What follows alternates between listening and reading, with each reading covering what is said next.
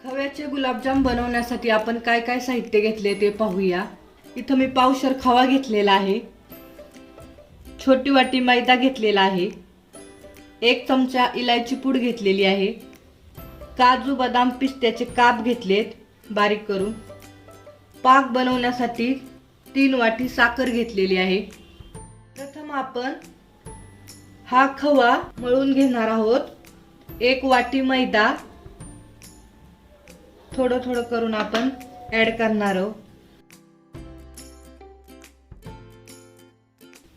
पावशर खव्याला मी छोटी वाटी मैदा घेतलेला आहे। जर खवा पातळ असेल तर थोडंसं प्रमाण वाढू शकता।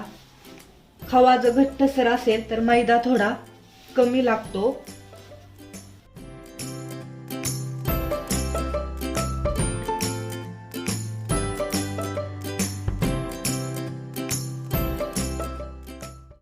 अशा प्रकारे मी मैदा आणि खवा हे पीठ मळून घेतलेलं आहे।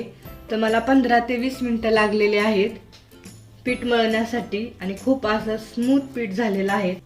आता आपण ह्याचे गोळे बनवूया। तर आपण हे गोळे बनवताना लंब गोलाकार बनवणार आहोत। तर मी छोटासा गोळा घेतलेला आहे।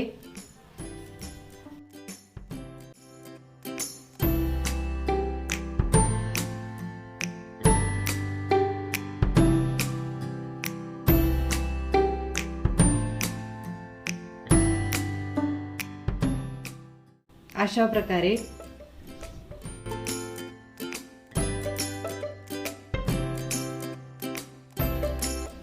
आणखीन एक दाखवते।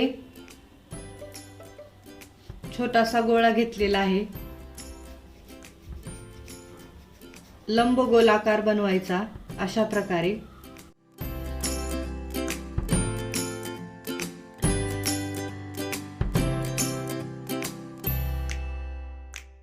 अशाच प्रकारे आपण हे गोळे बनवून घेणार आहोत। आपण गुलाबजामचे गोळे बनवतोय तोपर्यंत तेल तापत ठेवलेलं आहे गुलाबजाम तळण्यासाठी। तर अशा प्रकारे मी गुलाबजामचे लंब गोल आकार गोळे करून घेतलेले आहेत। तुम्ही पाहू शकता पावशर खव्यामध्ये खूप सारे गुलाबजामचे लंब गोल आकार गोळे तयार झालेले आहेत। तेल छान तापलेलं आहे। आता आपण गुलाबजामचे गोळे तळूयात। गुलाबजामचे गोळे सोडते मी तेलामध्ये।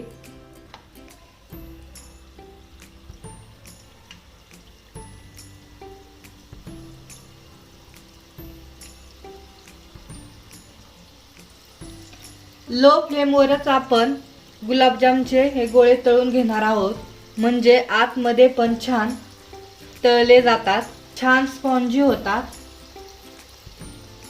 या गोळ्यांना पलटी मारूयात।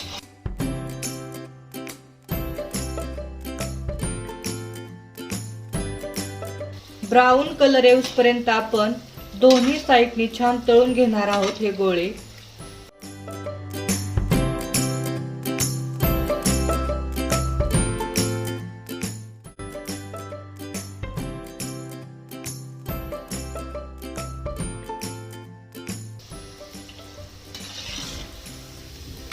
पाहू शकता किती छान गुलाबजाम आपले तळलेले आहेत।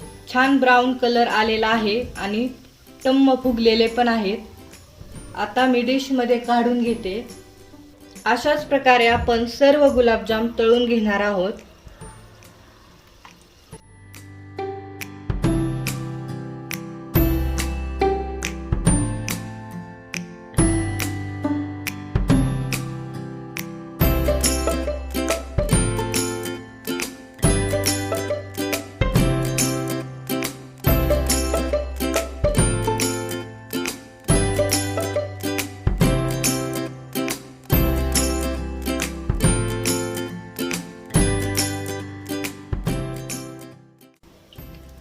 हे पण गुलाबजाम आपण छान ब्राऊन कलर येऊपर्यंत तळून घेतलेले आहेत. अशाच प्रकारे आपण सर्व गुलाबजाम तळून घेणार आहोत. आपले गुलाबजाम तळून होत आहेत तोपर्यंत आपण साखरेचा पाक करूया. 3 वाटी साखर घेतलेली आहे मी.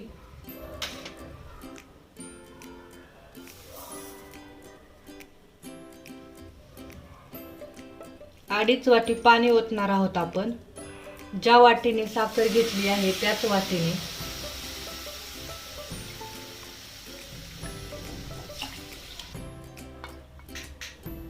अर्धी वाटी.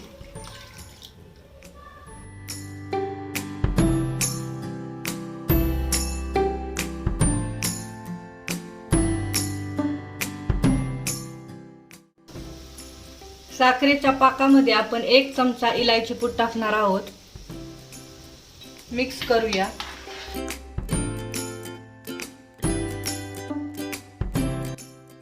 अशा प्रकारे आपण सर्व गुलाबजाम तळून घेतलेले आहेत. कलर पण खूप छान आलेला आहे, पाहू शकता. साखरेचा पाक पण आपला छान तयार होत आलेला आहे. आणखीन आपण 10 मिनिटं याला उकळूया. जास्त गाढा पण नाही करायचा आपल्याला. थोडासा असा हाताला चिकट लागेल असा बनवायचा आहे आपल्याला. आपण चेक करूया आपला साखरेचा पाक झालाय का नाही.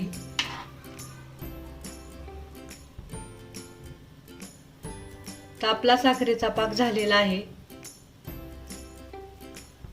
गॅस बंद करते. आता आपण या गरम पाकामध्ये लगेच हे गुलाबजामचे गोळे टाकणार नाही. 15 मिनिटं हा पाक थोडा थंड झाल्यावर या पाकामध्ये आपण गुलाबजामचे गोळे टाकणार आहोत. लगेच टाकले तर आपले हे गुलाबजामचे गोळे पाकामध्ये फुटू शकतात. पाक आपला थोडासा थंड झालेला आहे, जास्त पण थंड करायचा नाही. आता आपण हे तळलेले गोळे पाकामध्ये टाकूयात मुरण्यासाठी.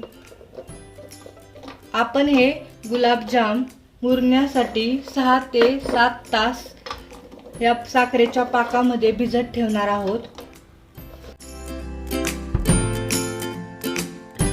मिक्स करूया म्हणजे सगळे गुलाबजाम व्यवस्थित साखरेच्या पाकात मुरतील.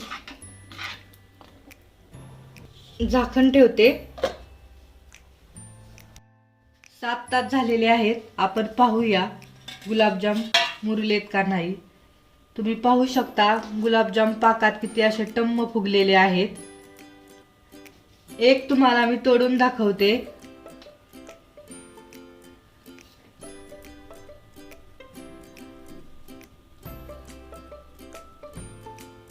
पाहू शकता किती इझिली गुलाबजाम हा तोडलेला आहे आणि आतमध्ये पण याचा पाक मुरलेला आहे. पाहू शकता किती छान असा स्पॉन्जी झालेला आहे. आणि गुलाबजामला पाक पण आपला परफेक्ट झालेला आहे. पाहू शकता तुम्ही. आपण काजू बदाम पिस्त्याचे काप घेतलेले. आपण हे काप आता गुलाबजाम वरती टाकणार आहोत सजावटीसाठी. अशा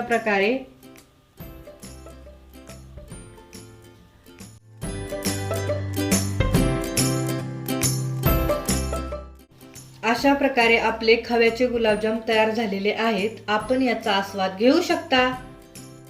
ही रेसिपी तुम्हाला आवडली असेल तर लाईक करा, सबस्क्राईब करा आणि सबस्क्राईब केल्यानंतर नोटिफिकेशनच्या बेल बटनावर क्लिक करा म्हणजे तुम्हाला माझे नवनवीन रेसिपीचे नोटिफिकेशन मिळत राहतील. थँक्यू.